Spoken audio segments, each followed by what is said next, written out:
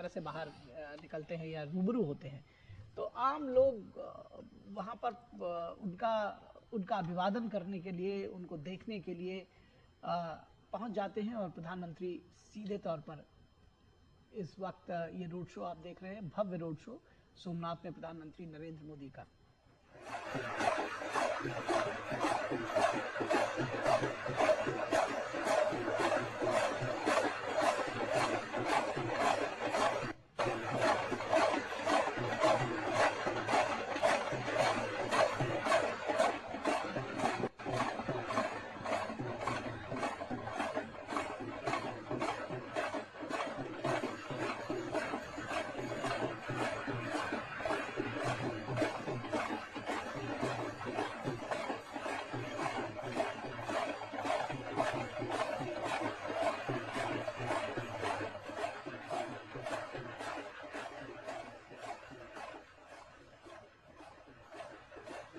तो ये तस्वीरें इस समय आपको दिखा रहे हैं प्रधानमंत्री का सोमनाथ में ये भव्य रोड शो, और किस तरीके से इसका अभिवादन स्वीकार करते हुए समय प्रधानमंत्री नजर आ रहे हैं। और काफी संख्या में जो भक्त हैं वो भी इस वक्त वहां पर मौजूद हैं। प्रधानमंत्री नरेंद्र मोदी की एक झलक पाने के लिए काफी देर से वो इंतजार कर रहे थे, और अब ये वो समय जब प्रधानमंत्री नरेंद्र मोदी रोड शो करते हुए नजर आए और हाथ हिलाकर वहां पर अभिवादन करते हुए नजर अच्छा, जो प्रधानमंत्री का स्वागत है वो भी जो सोमनाथ के बिल्कुल जो कहते हैं ना कि सोमनाथ को शिरोधार्य करता हुआ नजर आ रहा है, क्योंकि डमरू के साथ में देखिए ये स्वागत है।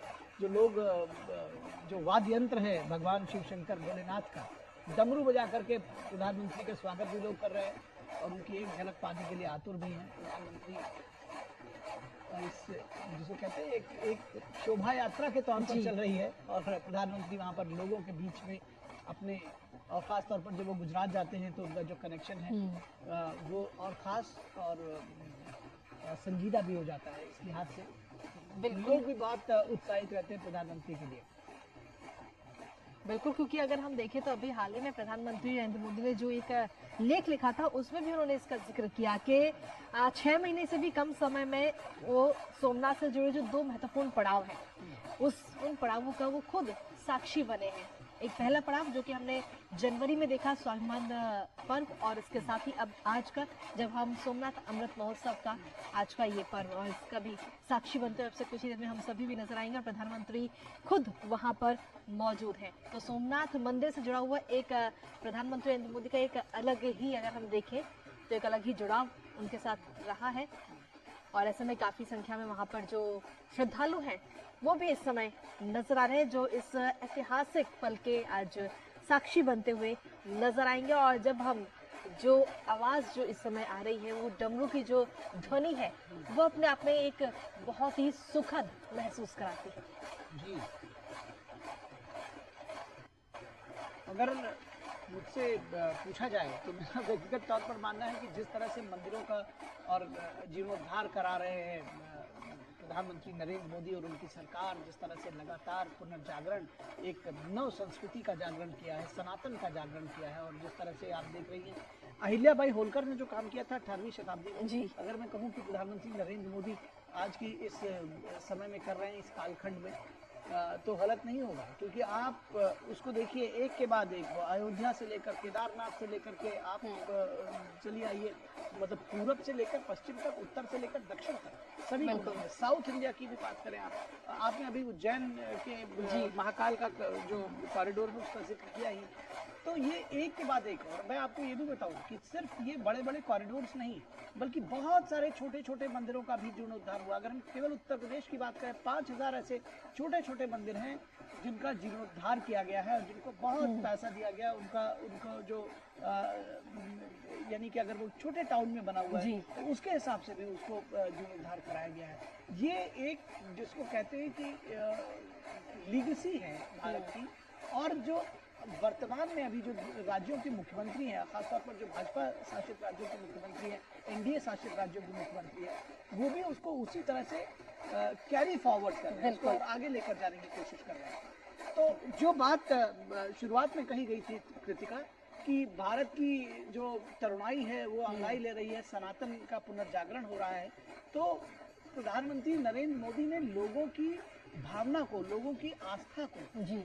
जो जो भाव बहुत समय से दबे हुए थे लोगों में, भाई इतने लोग कैसे पहुंच गए वहां पे? बिल्कुल। इसलिए पहुंच गए, आप देखिए एक समय था कि उत्तर प्रदेश में ताजमहल सबसे ज्यादा पर्यटन की फुटफॉल वाला बिल्कुल। जगह थी।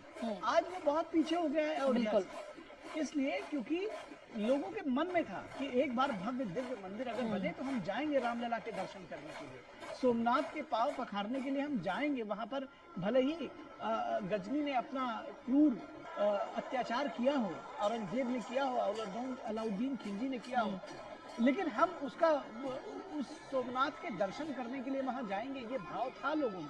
लेकिन उस पहुंच को बेहतर बनाने के लिए उसको वहाँ किस तरह से वो बन सके, कैसे उसका जीर्णोद्धार हो, जी। ये अगर मॉडर्न समय में कहा जाए तो प्रधानमंत्री नरेंद्र मोदी ने किया है। उसको लोगों की भावनाओं को जोड़ने की बात आप कहें, सनातन का पुनर्जागरण कहें, या उसको जो भी नाम दे, जो भी शब्द कहें, लेकिन ये अपने आप में सच्चाई है।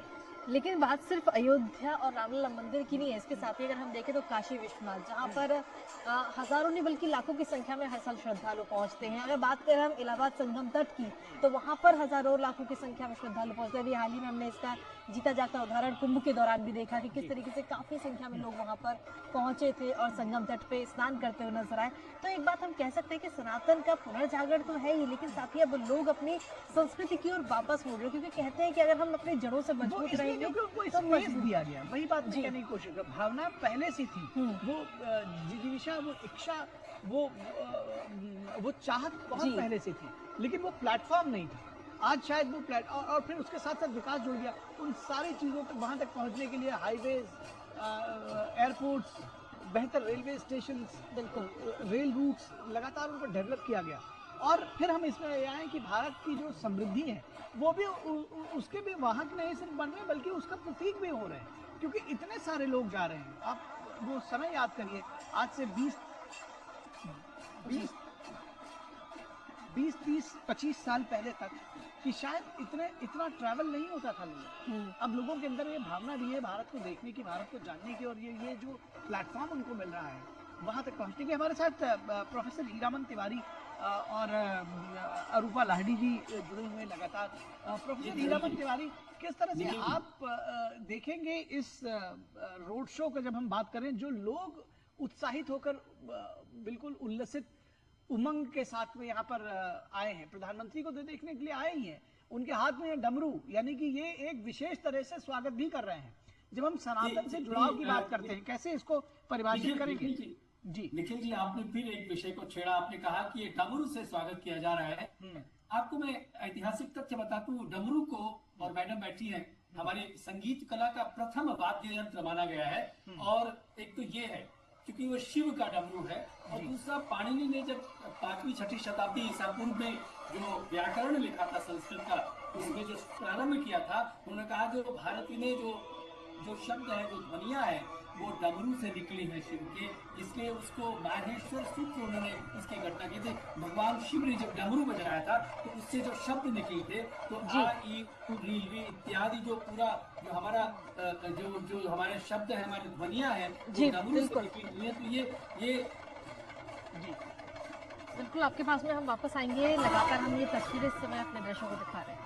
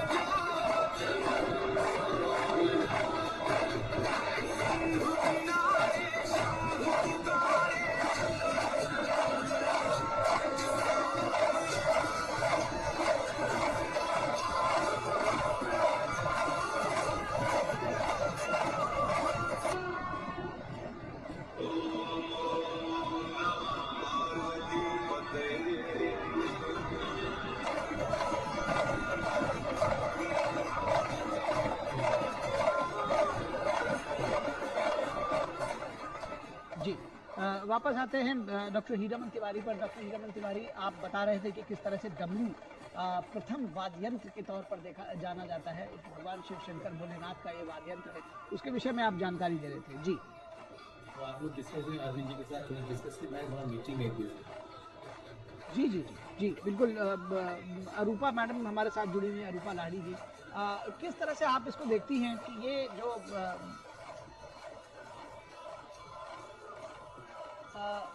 इससे पहले कि हम अरूपा मैम के पास जाएं, हम आपको कुछ और तस्वीरें दिखाएंगे।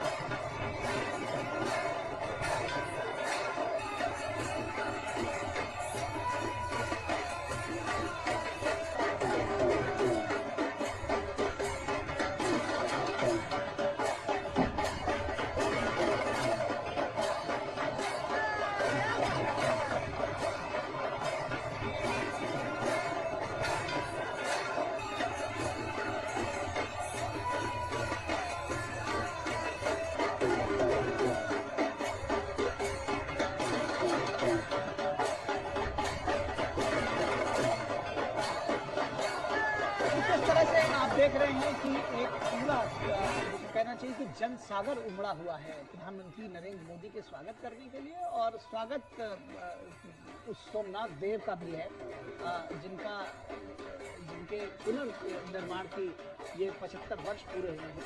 तो उत्साह दोगुना हो जाता है ऐसे अवसर पर जब उनके प्रिय नेता उनके बीच में हो, लोगों के बीच में हो और उनके इष्ट देव के समारोह में जा रहे हैं।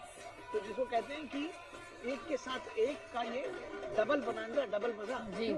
क्या कहेंगे? बिल्कुल, ये लगातार, और अगर एक तरह से हम देखें तो ये तस्वीरें अपने आप में मन मोह लेती है, क्योंकि प्रधानमंत्री जब वहाँ पहुँचे और आगे आगे देखिए तस्वीरों में कि किस तरीके से जो श्रद्धालु हैं वो डमरू लेकर के और प्रधानमंत्री नरेंद्र मोदी के स्वागत में दोनों ओर लंबी कतारों में लोग खड़े हुए हैं और सिर्फ उस पल के इंतजार में जब अमृत महोत्सव, सोमनाथ अमृत महोत्सव की जो झलक हम सभी को आज नजर आएगी, क्योंकि अपने आप में ये ऐतिहासिक दिन भी है। 75 वर्ष उसके पुनर्निर्माण के और डमरू की गूंज से स्वागत प्रधानमंत्री नरेंद्र मोदी का। हालांकि इस मंदिर की अगर हम बात करें तो शाश्वत ज्योति जो कि समय और संघर्षों के साथ आगे बढ़ता है, जहाँ पर संस्कृति की भी झलक दिखाई देती है, विकास भी और साथ साथ विरासत भी।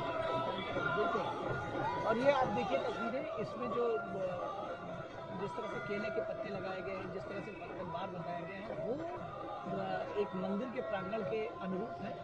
और जो तमाम सारे जो श्रद्धालु हैं वो प्रधानमंत्री नरेंद्र मोदी की एक झलक पाने के लिए, आप देखिए दोनों तरफ किस तरह से फूलों की वर्षा भी कर रहे हैं और वो लगातार प्रधानमंत्री को को अभिवादन करने के लिए जी भी, जिसको कहते हैं ना कि एक दूसरे पर गिर पड़ रहे हैं, तो गलत नहीं होगा। जो उनका उत्साह है, उमंग है, उल्लास है, वो देखते हुए बनता है। तो ये जो आज का उल्लास है, जो उमंग है, वो स्वतः स्फूर्त है। और जिस तरह से हम बार बार कर रहे हैं कि ये सनातन का पुनर्जागरण है, मंदिर का पुनर्निर्माण भी तक नहीं है ये, क्योंकि ये जो इसका जो सांस्कृतिक और राष्ट्रीय महत्व है वो कई गुना ज्यादा है। क्योंकि एक मंदिर ही नहीं बल्कि भारत की अटूट आस्था और पुनर्जागरण का प्रतीक इसको माना जाता है।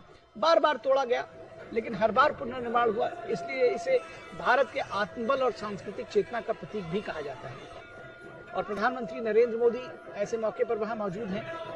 और जैसा कि अभी आप बता रही थी कि अपने लेख में भी प्रधानमंत्री ने इसको और कई अवसरों पर उन्होंने सोमनाथ को भारत की सनातन परंपरा और सांस्कृतिक विरासत का प्रतीक बताया है।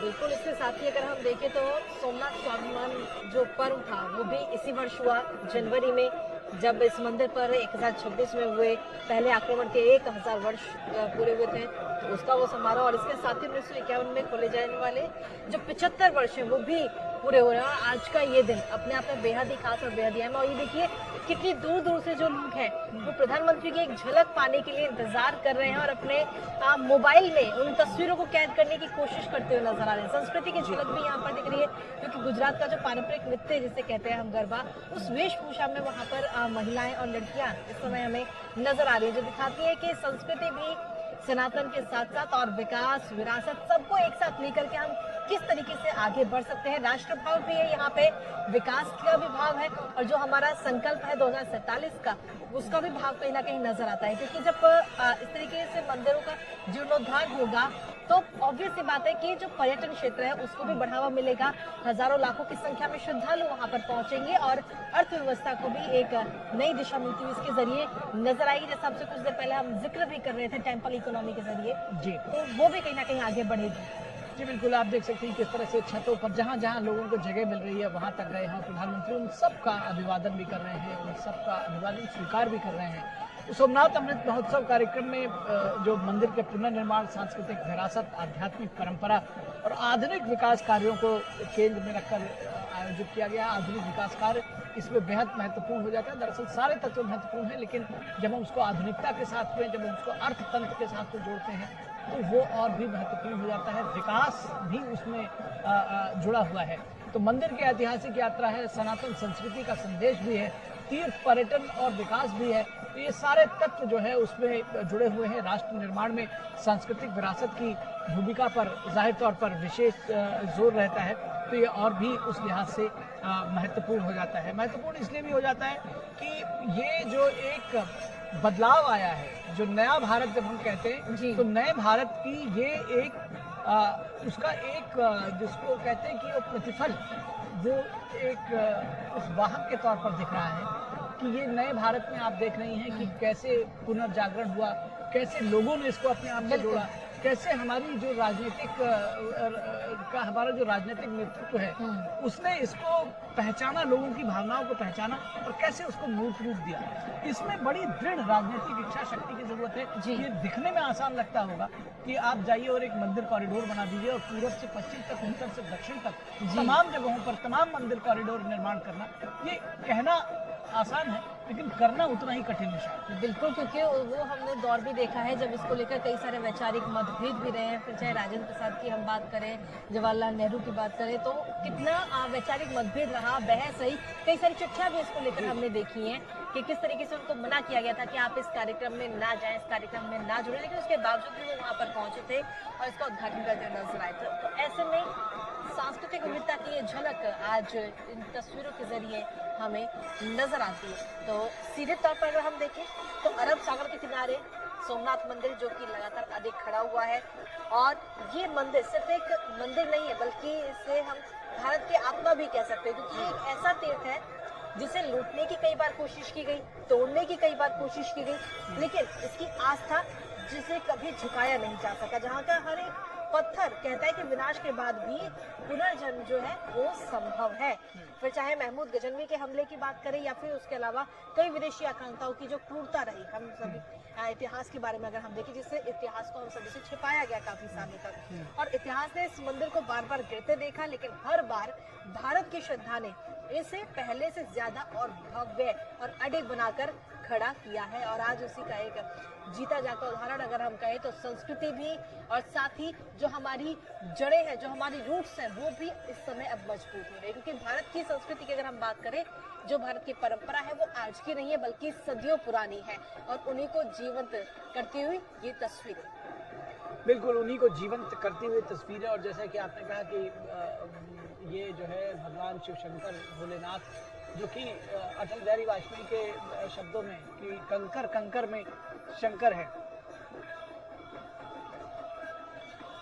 और इस रोड शो में सांस्कृतिक विविधता की जगह प्रधानमंत्री नरेंद्र मोदी इस वक्त सरदार वल्लभ भाई पटेल की प्रतिमा को श्रद्धा सुमन अर्पित कर रहे हैं। सीधी तस्वीरें आप ये देखिए, बेहद महत्वपूर्ण, बेहद खास, एक उस शिखर पुरुष को जो इस पूरे पुनर्जागरण में, या ये कहा जाए पुनर्निर्माण में, एक सबसे महत्वपूर्ण, और जब जैसा कि मैंने कहा कि वो शिखर पुरुष इस लिहाज से कि इस पुनर्निर्माण में के सबसे अगुआ, और उन्हीं का ये संकल्प था जो सिद्धि तक पहुंचा। वो हालांकि इसको देखने के लिए जीवित नहीं रहे, लेकिन 75 वर्ष पहले इसके पुनर्निर्माण का संकल्प अरब सागर के जल को हाथ में लेकर उन्होंने ही लिया था, और तमाम राजनीतिक लड़ाई लड़कर अपने कैबिनेट में बहुत विरोध सहकर उन्होंने इसको पूरा किया था। और आज उनके सामने श्रद्धान्वित हैं प्रधानमंत्री नरेंद्र मोदी।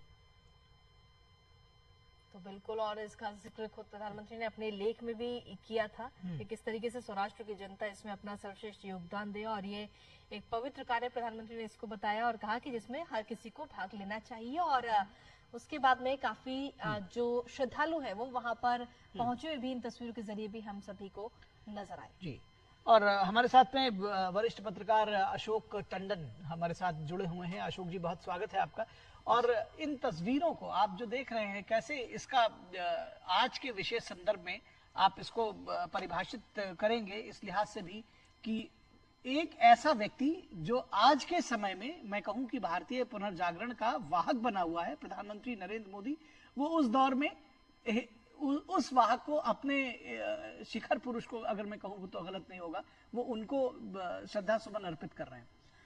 देखिए, इसमें एक और पक्ष है जो शायद हमारी चर्चा में छूट रहा है। जी, ये जितना भी सांस्कृतिक पुनरुत्थान और पुनर्जागरण का एक आंदोलन मैं कहूँगा प्रधानमंत्री जी ने शुरू किया है, उसमें एक संदेश आतंकियों के बारे में भी है। उनको एक संदेश है कि जो सत्य और निष्ठा वो कभी भी मारी नहीं जा सकती, उसको नष्ट नहीं किया जा सकता। 17 बार आतंकी हमले हुए इस मंदिर पर, उसके बावजूद भी वो आज जीवित है।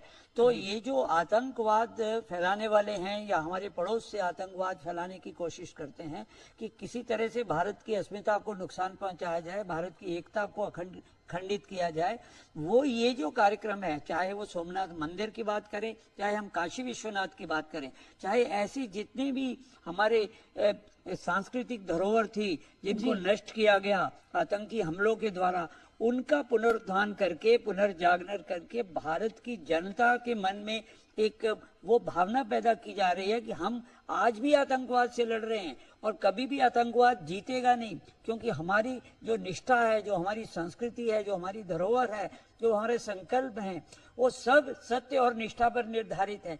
तो मेरा ऐसा मानना है कि प्रधानमंत्री ये जितने भी इस तरह के सांस्कृतिक आंदोलन चला रहे हैं उसमें एक बहुत कड़ा संदेश आतंकवादियों के खिलाफ के बारे में भी है, आतंकी संगठनों के बारे में भी है, और हमारे पड़ोस से जो आतंकवाद परोस रहे हैं उनको भी एक संदेश है कि भारत किस प्रकार से अपनी एकता अखंडता को बनाए हुए है। और आज भी जो हम जिस चीज को हम उस समय किसी कारण से बचा नहीं पाए और वो आक्रांता नष्ट करके गए, हम उनको फिर से पुनर्जीवित कर रहे हैं। तो ये जो सांस्कृतिक धरोहर कि पुनर्जागरण का अभियान है जो प्रधानमंत्री लगातार करते जा रहे हैं। वह कुछ पत्रकार हमसे पूछते हैं कि ये बार बार सोमनाथ क्यों जाते हैं, ऐसा सोमनाथ में क्या रखा है। तो उसमें एक संदेश के साथ साथ फिर प्रधानमंत्री इसके जो अध्यक्ष भी हैं और ये दूसरे प्रधानमंत्री हैं मोरारजी भाई देसाई के बाद जो प्रधानमंत्री के नाते उस ट्रस्ट के अध्यक्ष बने, और उस ट्रस्ट के नाते उन्होंने जो आप लोग पहले भी कह रहे थे कि उसको टूरिज्म के लिए डेवलप किया, एनवायरनमेंट के लिए जीरो इस तरह का किया, बिल्कुल क्या क्या ये रास्ते तस्वीरें हम बनाए। दिखा दें जरा अपने दर्शकों को, एक बार देखिए। शंख और डमरू की ध्वनि।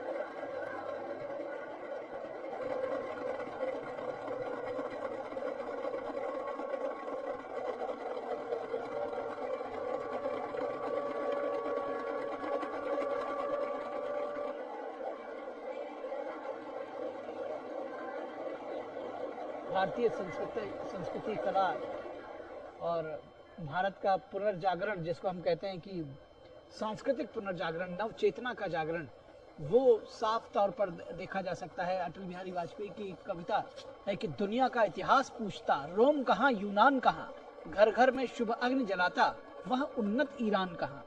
दीप बुझे पश्चिमी गगन के, व्याप्त हुआ बर्बर अंधियारा, किंतु चीर कर तन की छाती, चमका हिंदुस्तान हमारा।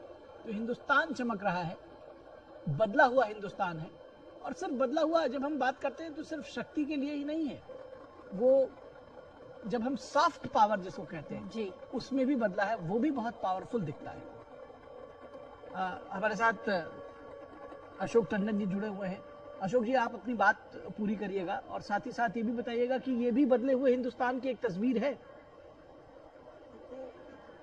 ये जब से सांस्कृतिक पुनर्जागरण या इसके साथ साथ एक स्थायी सरकार देने की बात है, केंद्र में एक सशक्त सरकार है, सशक्त नेतृत्व है, इससे जो भारतवंशी हैं दुनिया में, जिनको हम अपना डायस्पोरा कहते हैं जी। उनका मस्तक गर्व से ऊंचा हो गया है। वो आज छाती ठोक कर कहते हैं कि हम भारतीय हैं और उसकी उनको एक सम्मान भी मिलता है। तो जो बात हम कर रहे थे कि विदेशी भी जो हैं आज भारत को एक अलग नज़र से देखने लगे। मुझे याद है कि कुछ दशक पहले ऐसा था कि किसी भी भारतीय को अगर अमेरिका में कहीं देखते थे तो कहते थे एक और इकोनॉमिक माइग्रेंट आ गया है, लेकिन आज उनको जिस इज्जत की नज़र से देखा जाता है तो वो हर एक को आईटी स्पेशलिस्ट मानने लगे और भारत के प्रति आस्था भी बढ़ रही है कि ऐसा क्या है भारत की धरती में, ऐसा क्या अध्यात्मवाद है, क्या ऐसा स्पिरिचुअलिज्म है। तो उसके कारण भी हमारे यहाँ पर स्पिरिचुअल टूरिज्म बहुत बढ़ रहा है और उसके लिए विदेशी यहाँ आते हैं। तो वो सचमुच में जो भारत की विरासत है सांस्कृतिक, उसको देखकर आश्चर्यचकित होते हैं कि हजारों साल पुरानी संस्कृति किस प्रकार से आज भी जिंदा है। कहाँ दुनिया आज एकदम पाश्चात्य सभ्यता के उसमें आ गई है, लेकिन भारत में आने पर, काशी में जाने पर, सोमनाथ मंदिर जाने पर लोग हैरान होते हैं। तो ये जो एक बदलाव आया है भारत की छवि के प्रति, वो एक बहुत महत्वपूर्ण बात है। और इसीलिए जैसे प्रधानमंत्री भी कहते हैं कि हमको एक जो नया भारत बनाना है, जो एक समृद्ध भारत बनाना है, और उसके चलते हमको विश्व गुरु भी बनना है। जी। जब हम विश्व गुरु बनेंगे तो केवल आर्थिक उससे नहीं होगा या सैन्य शक्ति से नहीं होगा, हमको अपनी जो सांस्कृतिक धरोहर है, जो हमारी आध्यात्मिक शक्ति है, उससे भी दुनिया को प्रभावित करके हमें जो है विश्व गुरु बनना है।